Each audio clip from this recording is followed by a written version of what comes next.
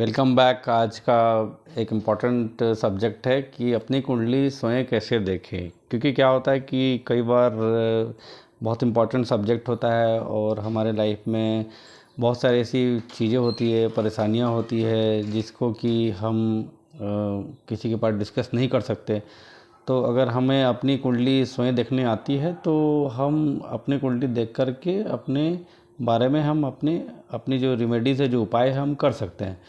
तो अब हम शुरू करते हैं कि अपनी कुंडली हम कैसे देखें। सबसे पहले आप अपनी कुंडली निकाल लीजिए। कुंडली में जो आपका जो सेकंड पेज है, सेकंड पेज में आपका लग्न लग्न चार्ट या जन्मांग चक्र ऐसा लिखा हुआ आएगा। That is called in English लग्न चार्ट। हिंदी में भी इसको लग्न चार्ट कहते हैं या जन्मांग चक्र कहते हैं। ये चक्र इस तरीके से होता है और इसमें अलग अलग नंबर्स लिखे रहते हैं और ग्रह इस तरीके से इसके अंदर पोजिटेड होता है। तो कुछ इस तरीके है, नंबर कुछ अलग अलग सीरियल से लिखे रहते हैं। तो मैं आज आपको बहुत सिंपल ढंग से बताऊंगा कि आपको ये चक्र को कैसे रीड करना है और आप अपने बारे में इसके थ्रू जान सकते हैं। तो सबसे पहले आप अपनी कुंडली निकाल लीजिए, जो बनी हुई कुंडली है। और अगर आपकी कुंडली नहीं है तो आप मेरे पिछले वीडियो में आप देख सकते हैं कि वो किस तरीके से फ्री वेबसाइट्स के साथ मैंने थोड़ा सा कुछ सेंटेंस के थ्रू मैंने आपको बताया था कि आप कुछ फ्री वेबसाइट के थ्रू आप अपनी कुंडली निकाल सकते हैं। तो सबसे पहले मैं टाइम वेस्ट नहीं करते हुए इस इम्पॉर्टेंट सब्जेक्ट को मैं लेना चाहता हूँ आज। तो सबसे पहले मैं आपको ये जो बॉक्सेस है, बॉक्सेस के बारे में मैं आपको चर्चा करूँगा कि बॉक्सेस क्या है एग्जैक्टली। तो इसके लिए मैं सबसे पहले ये जो ग्रह वगैरह यहाँ से हटा देता हूँ ताकि आपको कन्फ्यूज़न नहीं हो और आप आसानी से आप समझ जाएं कि कौन सी बॉक्स जो होता है किस चीज़ के लिए होता है। तो इसमें आपने देखा होगा कि जो बॉक्सेस है टोटल 12 नंबर होते हैं बॉक्सेस में, मतलब 12 बॉक्सेस होते हैं टोटल राशियों के अनुसार। तो सबसे पहले जो बॉक्सेस होता है वो इस घर को बोलते हैं, इस घर जो उसको लग्न बोलते हैं, ये पहला बॉक्स हम हमेशा गिनते हैं। तो मैंने अभी ग्रह सब हटा दिया वहाँ से ताकि आपको अभी क्लियर दिखाई पड़ रहा है। ये नंबर का जो सीक्वेंस, कोई दूसरा नंबर भी हो सकता है, यहाँ पे 2 भी हो सकता है, 3 भी हो सकता है, कोई भी नंबर हो सकता है। तो मैं नंबर भी आपके सामने से अभी हटा देता हूँ ताकि आपको कन्फ्यूज़न नहीं हो और हम आसानी से समझ सके कि एग्जैक्टली बॉक्सेस किस चीज़ के लिए होता है। ये हमको समझना पहले ज़रूरी है। हमारा जैसे पहला क्लास है, फर्स्ट क्लास जो है हमारा, उसमें हम ये समझने का ट्राई करेंगे कि ये बॉक्सेस किस चीज़ के लिए होते हैं और बॉक्स को हम कैसे रीड करें। ये हमारा इम्पॉर्टेंट एक सब्जेक्ट है आज का, क्योंकि इसके आगे का वीडियो में आपको मैं बहुत सारी चीज़ बताऊंगा, लेकिन हमको सबसे पहले आज हमको ये समझना है, क्योंकि ये बड़ा गूढ़ रहस्य है, इसका बहुत एक गहरा सब्जेक्ट है आज का। और उसको समझने के लिए हम पहले समझेंगे कि ये जो ल लिखा हुआ है यहाँ पे, आपके कुंडली में भी ल लिखा होगा, मतलब लग्न होता है। तो ये जो लग्न है या ल लिखा हुआ है तो ये किस चीज़ के लिए होता है। तो मैंने आपको समझाने के हिसाब से मैंने आपको बहुत सरल भाषा में आपका प्रयोग करूँगा। तो ये पहला जो बॉक्स होता है, ये बॉक्स जो होता है, इसको हम शरीर बोलते हैं या बॉडी या फिर हमारी आत्मा।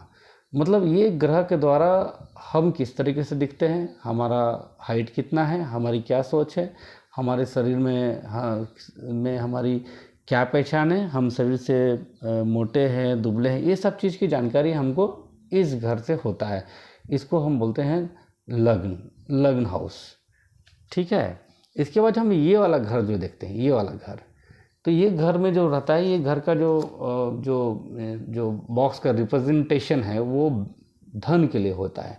हमारे पास कितना धन रहेगा, हमें बैंक बैलेंस कितना होगा, वो इस घर के द्वारा हम देखते हैं, ताकि हमको पता चलता है कि हमारा जो जितने भी जो सेविंग्स है उसको भी हम चेक करते हैं। प्लस ये वाणी के लिए भी यूज़ किया जाता है, जो हम बात करते हैं उसके लिए भी यूज़ किया जाता है। यहाँ पे मैंने उसका जिक्र नहीं किया है, तो मैं एक वाणी के बारे में भी आपको लिख देता हूँ ताकि आपको समझ में आ सके कि ये वाणी के लिए भी यूज़ होता है। हाँ, ये वाणी के लिए भी यूज़ होता है। और तीसरा जो हाउस है, इसको इस तरीके से गिना जाता है, 1 2 3 4 5 6, इस तरीके से घड़ी के उल्टे दिशा में इसको गिना जाता है। हमेशा आपको याद रखना है। तो खैर अभी गिनना वगैरह आपको नहीं है, आपको सिर्फ समझना है कि कौन से घर कौन सी चीज़ को रिप्रेजेंट करता है, इस बॉक्स का मीनिंग क्या है। तीसरा जो ये घर है, ये मतलब थर्ड घर, मतलब ये वाला बॉक्स जो है उसको पराक्रम या करेज, जो हम हिम्मत जो होता है हमारा, जो हिम्मत दिखाते हैं या कोई चीज़ करते हैं उसके लिए रिप्रेजेंट किया जाता है। या इसको ब्रदर सिस्टर के लिए भी हम इसको समझते हैं कि यहाँ जो ग्रह बैठे रहते हैं या ये जो घर होता है या इस घर की राशि जो होती है उसके थ्रू हम ये जो चीज़ है, ये जो सब्जेक्ट है, जैसे पराक्रम है, ब्रदर और सिस्टर, उसको हम समझते हैं। उसके बाद ये जो घर है, ये वाला फोर्थ हाउस जो बोलते हैं, वो होता है हमारे प्रॉपर्टी के लिए या व्हीकल के लिए, जो वाहन, जैसे आपने देखा होगा कोई व्यक्ति के पास बहुत बड़ी बड़ी गाड़ियाँ होती है, बहुत सारे मकान होते हैं, ये होते हैं, तो वो रीज़न क्या होता है कि इतने सारे उसके पास वाहन क्यों होते हैं? क्योंकि ये घर उसका बहुत मजबूत होता है, ये घर में अच्छे ग्रह का पोजीशन होता है, या इस घर से संबंधित जो भी ग्रह है उसकी पोजीशन अच्छी होती है। तो सबसे पहले आपको मोटा मोटी यही समझना है कि ये घर होता है किस चीज़ के लिए। तो ये हमने समझा कि प्रॉपर्टी के लिए होता है, वाहन के लिए होता है, और जो रहता है कि सुख का भी कारक बोला जाता है घर को। उसके बाद हम ये घर देखते हैं, ये वाला से यहाँ हम आते हैं, तो ये घर से हम देखेंगे कि इस व्यक्ति का जो है ब्रेन कैसा रहेगा, दिमाग किस तरीके से रहेगा, ये स्टडी में कैसा रहेगा, इसकी जो आने वाले जो संतान है, जो बच्चे हैं, चिल्ड्रंस है, वो उसकी स्थिति क्या रहेगी। तो ये घर से हम देखते हैं। उसके बाद हम ये घर पे आते हैं। ये घर से हम देखेंगे कि इस व्यक्ति के लाइफ में शत्रु कितने रहेंगे या फिर रोग बीमारी कितना रहेगा।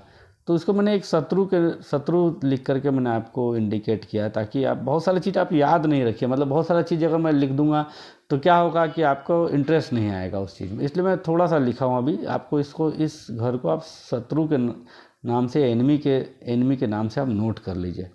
इसके बाद जो है ये जो नेक्स्ट हाउस है, ये है पति पत्नी का घर होता है। और ये पति पत्नी का जो घर होता है, इसमें हमको पता चलता है कि हमारा जो पार्टनर है, जो होने वाली जो वाइफ है, हस्बैंड है, वो कैसा दिखेगा, किस तरीके से रहेगा, उसका बिहेवियर कैसा रहेगा हमारे लाइफ में, और हमारे लाइफ में कितना असर डालेगा। इसके बाद जो है नेक्स्ट ये जो हाउस है, इस घर को बोलते हैं मृत्यु का घर बोलते हैं, डेथ से हमको समझ में आता है कि जैसे जो व्यक्ति है वो व्यक्ति की उसका आयु कैसी है, लंबी आयु जिएगा कि कम आयु जिएगा, या उसकी मृत्यु किस तरीके से होगी, इसके द्वारा हम इसका पता लगाते हैं। और इसके बाद जो नेक्स्ट जो हाउस आता है उसको भाग्य भाव कहते हैं। जिस मैंने पहले लिखा हुआ है इसको भाग्य भाव, ये बहुत इम्पोर्टेंट घर होता है। भाग्य से अगर हमारा पूरी कुंडली जो है हमारी भाग्य के द्वारा संचालित होती है, और ये भाग्य का जो घर है ये इतना इम्पोर्टेंट होता है कि इसी के द्वारा हम, अगर भाग्य किसी का अच्छा है तो इसी के द्वारा वो अपने लाइफ में सक्सेस पाते रहता है। इसके बाद जो नेक्स्ट जो हाउस है इसको बोलते हैं कैरियर का जगह बोलते हैं, कैरियर का घर बोलते हैं। कैरियर मतलब अगर उस व्यक्ति का लाइफ में सफलता मिलता है, ये कैरियर बहुत आगे जाता है, कोई आईएएस ऑफिसर बनता है, आईपीएस बनता है, ये बड़ी ख्याति प्राप्त करता है, या फिर किसी काम में बहुत सक्सेसफुल होता है, तो उसका कारण ये हाउस रहता है। ठीक है। इसके बाद में नेक्स्ट हाउस है, नेक्स्ट हाउस जो बोला जाता है वो इनकम का बोला जाता है। इनकम, इसका रेगुलर इनकम कितना रहेगा, किस तरीके से इनकम होगा और उसकी स्थिति क्या रहेगी, वो इस घर से पता चलता है। ठीक है। इसके बाद जो है लास्ट बॉक्स जो है, मतलब इसको ऐसे गिना जाता है, तो इसको ऐसा गिनेंगे तो जैसे कि, तो ये 12वां घर आता है। तो इसको बोलते हैं ये व्यक्ति कितना एक्सपेंसेस करेगा, इसका फॉरेन कंट्रीज़ में जाने का योग है कि नहीं, तो इस घर से हम पता लगाते हैं। तो इस तरीके से हमने देखा कि ये जो है अलग अलग घर है, और अलग अलग घर के अंदर बॉक्सेस के अंदर से हमको पता चलता है कि अलग अलग बॉक्सेस क्या रिप्रेजेंट करती है। क्योंकि हमको सपोज करिए हमको अभी कुछ नहीं पता है, मुझे नहीं पता आपको कितना पता है, बहुत सारे लोगों को पता होता है, बहुत सारे लोगों को पता नहीं होता है इसके बारे में। इसीलिए मैंने सोचा कि कुछ बेसिक चीज़ें भी आपको बताना बहुत ज़रूरी है, ताकि आपको इसमें इंटरेस्ट आए आपकी कुंडली में। अब आपको समझ में आएगा कि मेरे कुंडली में ये घर कौन से किस चीज़ का है, ये घर किस चीज़ का है। तो ये आपको इतना समझ में आ गया कि ये घर कौन कौन से इसका है। ठीक है। अब इसका जो है नंबरिंग जो होता है, जैसे नंबर मैंने बताया कि घड़ी की उल्टे दिशा में गिना जाता है इसको। 1 2 3 4 5 6 7 8 9 10 11 12, तो इस तरीके से गिना जाता है घड़ी की उल्टे दिशा में। जब आप कुंडली आप अपना निकालते हैं तो आपकी कुंडली में नंबर जो रहेगा, यहाँ पे कुछ भी रहेगा, नंबर 1 से लेकर के 12 तक कोई भी नंबर हो सकता है। आपके कुंडली का जो नंबर रहेगा वो अलग रह सकता है, बट आपको हमेशा जो है गिनना यहीं से है। पर आपको अभी कन्फ्यूज़न होगा कि मुझे यहाँ से क्यों गिनना है, क्योंकि नंबर फिर अलग दिखाई पड़ेंगे। तो आपको इतना सब समझना नहीं, अभी आप फ़िलहाल आपको यही समझना है कि ये सब जो घर है वो घर के अंदर का भाव क्या है, इसका मतलब ये क्या रिप्रेजेंट करता है और इसका क्या मीनिंग होता है। तो मैं एक संक्षेप में फिर से मैं आपको थोड़ा बता देता हूँ। जैसे कि मैंने बताया था कि ये हमारे शरीर को, हमारे बॉडी को और सोल को रिप्रेजेंट करता है। तो यहाँ अगर अच्छे ग्रह बैठने से या उसकी ग्रहों की स्थिति अच्छी होने से व्यक्ति बहुत निडर और अच्छा कार्य करता है और अपने कामों में सक्सेस उसको मिलता है। यहाँ पे शुभ ग्रह होने से रहता है वाणी अच्छी रहती है, यहाँ पे पराक्रम करेगा। अच्छे ग्रह होने से यहाँ पे उसकी प्रॉपर्टी, वाहन बहुत सारे बढ़ते रहेंगे, काफ़ी सारे वाहन वगैरह रहेगा उसके पास में। ब्रेन से वो बहुत अच्छा रहेगा शुभ ग्रह रहने से। शुभ ग्रह होने से शत्रुता लोगों की नहीं रहती है। और जैसा अशुभ ग्रह बैठा हुआ है या फिर अशुभ ग्रह पे कुछ युति है तो उस व्यक्ति के शत्रु ज़्यादा हो सकते हैं।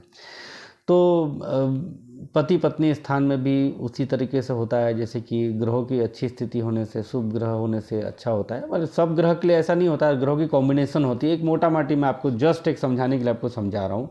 इसी तरीके से मृत्यु स्थान में भी जो है अच्छे ग्रह की स्थिति से व्यक्ति सदगति को पाता है। भाग्य में अच्छे ग्रह रहने से व्यक्ति जो है वो अच्छे भाग्य को पाता है। कैरियर में भी अगर अच्छा ग्रह बैठा है तो वो व्यक्ति कैरियर में सफलता पाता है। और इनकम में भी अच्छा ग्रह रहने से वो इसका इनकम जो है दिनों दिन बढ़ते जाता है।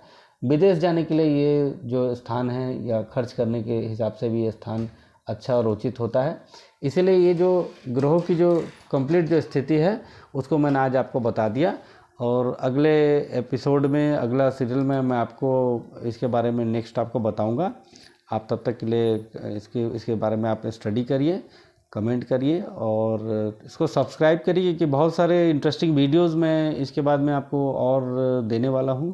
इसलिए अगर आप सब्सक्राइब नहीं करेंगे तो आपको नेक्स्ट वीडियो नहीं मिल पाएगा, क्योंकि इसके बाद का जो लेसन है, इसके बाद में किस तरीके से 1 2 3 4 नंबर्स वगैरह प्लेसमेंट करना है, तो उसी हिसाब से आपको हर चीज़ समझेगा। इसलिए आप इसको सब्सक्राइब कर लीजिए ताकि आपको एक के पीछे एक आपको वीडियो मिलते रहे। तब तक के लिए thank you so much and wish you all the best.